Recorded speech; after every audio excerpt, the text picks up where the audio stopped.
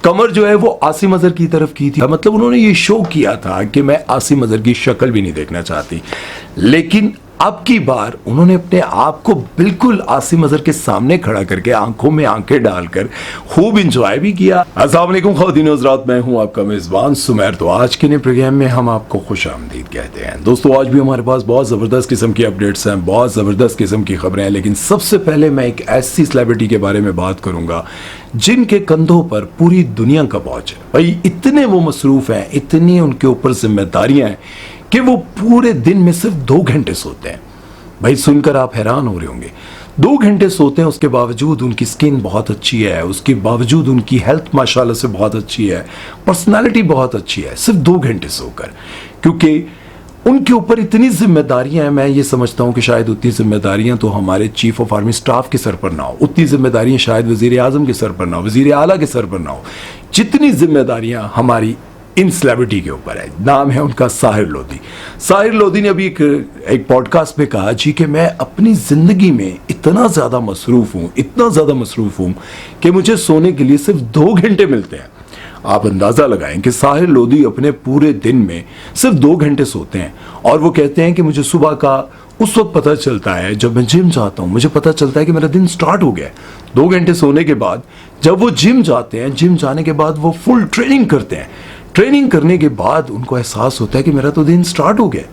2 घंटे सोने के बाद भाई वो इतने मसरूफ रहते हैं कि नजर कहीं नहीं आते सिवाय वो सोशल मीडिया के। और सोशल मीडिया पर भी वो अपना कंटेंट नहीं बना रहे होते, बल्कि किसी का कॉपी कर रहे होते हैं, छापा मार रहे होते हैं। वो आजकल आप लोगों ने देखा होगा, वो कहते हैं कि तुम इधर भी आ गए। उनका एक कैमरा मैन है जो वहां पर आता है, उनके ऊपर फोकस करता है और वो कहते हैं इधर भी आ गए। अभी कंटेंट कॉपी किया गया है, एक टिकटॉकर है जिनका नाम है जी खान। जी खान के ऊपर कैमरा लेकर कोई जाता था और जी खान को कहते थे जी खान, वो कहते तुम यहां भी आ गए। अब मैं ये भी नहीं कहता हूं कि ये कंटेंट सिर्फ जी खान का है, दुनिया में और भी बहुत सारे लोग करते होंगे, लेकिन पाकिस्तान में सिर्फ जी खान करते थे, ये जो टिकटॉकर है। अब जी खान के ऊपर उन्होंने अपना जो है वो कंटेंट बनाना शुरू कर दिया, मतलब उनको कॉपी करना शुरू कर दिया। तो जी खान को बहुत गुस्सा आया, क्योंकि जब जी खान को पता चला कि ये तो मेरा कंटेंट बना रहे हैं, जी खान ने उनको फिर भरपूर किस्म का जवाब दिया। अब शायद मैं देख रहा था कि साहिर लोधी ने अपना कंटेंट जो है थोड़ा चेंज कर दिया। ये नहीं कहते इधर भी आ गए हो भाई तुम, इधर भी आ गए हो तुम। तो बात यहाँ पर ये हो रही थी कि भाई वो पूरे दिन में सिर्फ 2 घंटे सोते हैं। अब 2 घंटे जो वो सोते हैं तो करते क्या है, मैं आपको बताता हूँ कि उनकी शायद एक फिल्म थी जो कि बहुत पुरानी फिल्म है, मेरा ख्याल है आज से कोई 10-12 साल पहले। वो फिल्म उस वक्त बुरी तरह से फ्लॉप हो गई थी। मुझे यूं लगता है कि वो दोबारा से उसको एडिट करवा रहे हैं, उसमें कुछ चीज़ें नई ऐड करवा रहे हैं और उस फिल्म को दोबारा से रिलीज करने का वो सोच रहे हैं, और शायद उसी पर वो बहुत ज़्यादा काम कर रहे हैं। बाकी तो वो चैनल पर किसी जगह पर नज़र नहीं आते।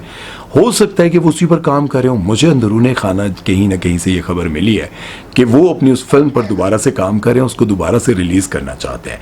बाकी अगर बात की जाए उनके 2 घंटे सोने की, तो उन्होंने ये बात क्यों बोली? क्योंकि शाहरुख खान ये बात बोलते हैं कि भाई मैं अपनी पूरी जिंदगी में 4 घंटे से ज्यादा नहीं सोया, मैं इतना बिजी होता हूँ। लोग ये समझते होंगे कि मैं इतना बड़ा स्टार बन गया हूं तो मैं आराम करता हूँ, सुकून करता हूँ। नहीं, मैं पूरे दिन काम करता हूं और सिर्फ 4 घंटे सोता हूं। अब जाहिर है साहिर लोधी को भी पाकिस्तान का शाहरुख खान कहा जाता है, तो इन्होंने कहा कि अगर वो 4 घंटे सोते हैं तो भाई मुझे उनको उनसे आगे निकलना चाहिए।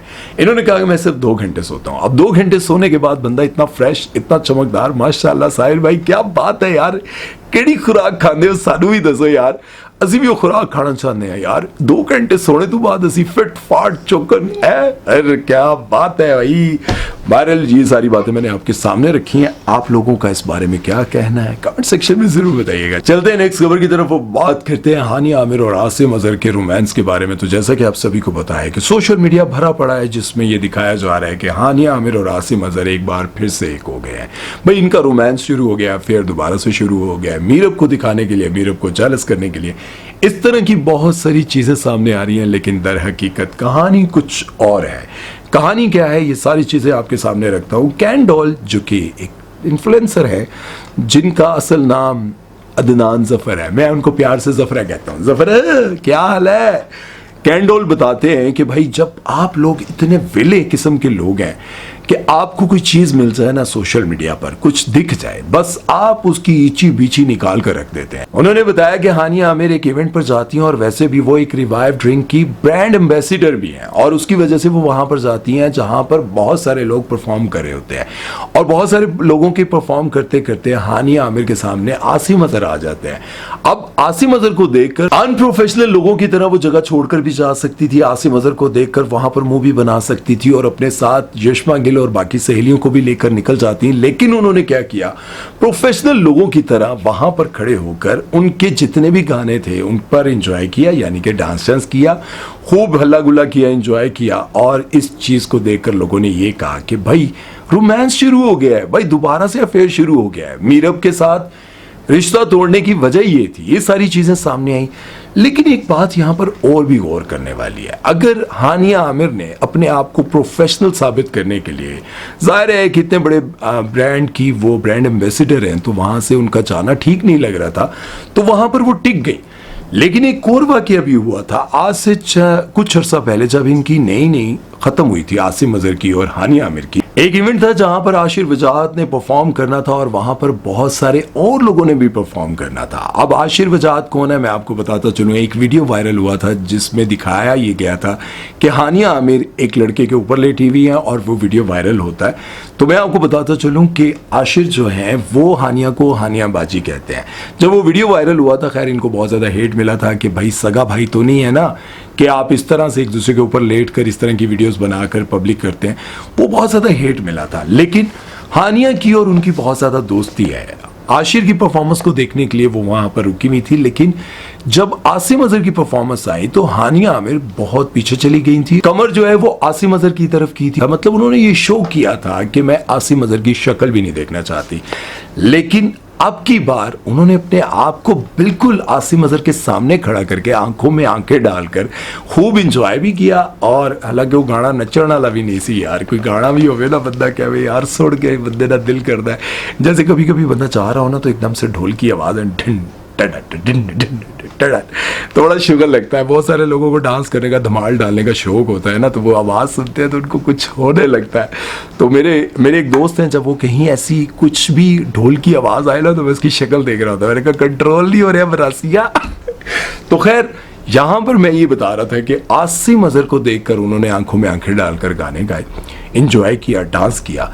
अब लोग ये कह रहे हैं कि कैंडोल को काय की तकलीफ है। भाई कैंडोल को क्या मसला है? उनको क्या मसला है? उनको क्यों आग लग रही है? भाई आग, उन्होंने क्या परफॉर्म, उन्होंने किसी ड्रामे में काम करना होता है, उन्होंने किसी शो को होस्ट करना होता है, उन्होंने यही करना होता है सारा दिन। भाई ओदी नक वड्डी है, मेरी नक सोहनी है, फलानी एक्ट्रेस की नक छोटी है, मेरी नक सोहनी है, ओदी अख निकी है, मेरी अख वड्डी है। और कैंडोल ने करना क्या है भाई? यही तो कैंडोल यानी कि अदनान जफर का काम ही यही है। क्यों अदनान? बहरहाल इन सारी चीजों के बारे में आप लोगों की क्या राय? आपको क्या लगता है कि आसिम अजहर और इनका दोबारा से चल रहा है चक्कर, या फिर आपको लगता है कि बस एम ही है, मतलब सिर्फ दिखावा ही है? आप लोगों को क्या लगता है कमेंट सेक्शन में जरूर बताइएगा। चलते हैं नेक्स्ट खबर की तरफ, बात करते हैं तलहा अंजुम के बारे में। तलहा अंजुम का कॉन्सर्ट था और वहां पर लड़कियों का क्राउड बहुत ज्यादा था। ये खबर बहुत संजीदा है, इसको आप जरा सीरियस होकर सुनिएगा और आपको इससे सबक भी सीखना है। वहां पर लड़कियां बहुत ज्यादा थी और कॉन्सर्ट में लड़कियों को धक्कम धेल एक दूसरे के साथ शुरू हो गई। उसके बाद लड़कियों ने एक दूसरे के बाल खींचे, एक दूसरे को धक्के दिए, किसी ने तो एक दूसरे को खूब मारा पीटा भी है। और उस कॉन्सर्ट में इतना हल्ला गुल्ला हुआ है, मतलब इस तरह का ये हाड़ा हुई है भाई, इतना रोला बना है कि मैं ये देखकर समझता हूँ कि लड़कियां ऐसी जगहों पर जाती क्यों हैं जहां पर लड़कियों को बाद में रोना पड़े। जब भी कोई इस तरह का इंसिडेंट होता है तो बहुत सारे लोग कहते हैं आकर सामने कि इंतजामिया की गलती है। भाई मैं पहले उन लड़कियों से ये पूछता हूँ कि भाई आपको ऐसी ज़रूरत क्या थी कि इतने हजूम में आगे बढ़ने की, आगे जाकर मोबाइल यूं करके और इस तरह से वीडियो बनाने की, और फिर वहां पर जब आपकी लड़ाई हुई, आप खुद सोचें कि एक इज्जतदार घराने से ताल्लुक़ रखने वाले लोगों को क्या ज़रूरत पड़ी है इतने हजूम में, जहाँ पर लड़के भी हैं, जहाँ पर लड़कियाँ भी हैं, जहाँ पर इस तरह के लोग भी हैं। वहाँ पर जो लड़के आए होते हैं वो क्या कोई मौलाना तारिक जमील साहब का बयान सुनने आए होते हैं, हदायत पाने आए होते हैं? ये वही लोग होते हैं जिनको वहाँ पर आकर ताड़ना होता है। ठीक है, वो धक्कम दे वो लड़के कर रहे हैं या लड़कियां कर रही हैं या एक दूसरे के बाल खींचे जा रहे हैं, तो इन सारी चीज़ों को देखते हुए आपको सबक सीखना चाहिए कि आइंदा के लिए हमें ऐसी जगहों पर नहीं जाना। और आपको ये मैं बताऊं कि ये तो तलहा अंजुम ने वहां पर सब्र कर लिया, वरना तो वो शो छोड़कर चले जाते हैं, चाहे फैंस रोते रहें, चाहे लोगों ने टिकट्स खरीदे हुए हैं, पैसे लगाए हुए हैं, वो शो छोड़कर चले जाते हैं।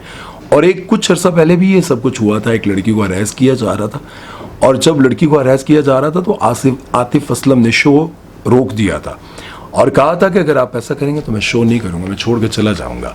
जाहिर है यार, एक बंदा गाना गा रहा है, एक तो मतलब पहली बात यह है कि लड़कियों को नहीं जाना चाहिए, और अगर वहां पर चली गई हैं तो कम से कम एक दूसरे को खुदा प्रोटेक्ट करें। आप आगे जाने के चक्कर में यही भूल जाती हैं कि यार एक मेरे साथ जो खड़ी है वो भी एक लड़की है, उसके बाल खींच के उसके कपड़े फाड़ देना या उसको नंगा कर देना, ये मुझे नहीं समझ आती कि कौन सी लड़कियां होती हैं जो इतने हजूम है, और कौन सी फैमिलीज होती हैं जो अपनी बेटियों को और अपने बीवियों को ऐसी जगह पर लेकर चले जाते हैं।